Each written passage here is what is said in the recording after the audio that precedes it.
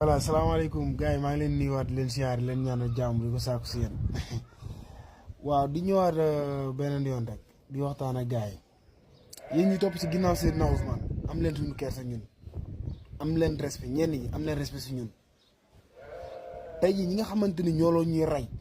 di ñuy blessé di ñu tëj ci kaso yi mënu leen a mel ñoom nen nii mënul nekk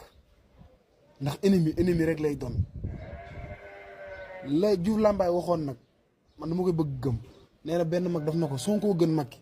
mais ndax ñenn si ñi ñu Sonko ñoo gën Macky maanaam lillahi wa rasuli dimbali leen ki nga àndal Sonko du ñu mës a trahir ñu jeunesse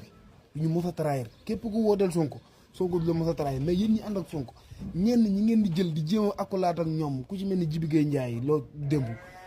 mënut a nekk mënu leen ñu ko forcer ay Antoine Diome Général Moussa Fall Moustapha Diakhaté surtout Bokar Yàgg ñu ne ñu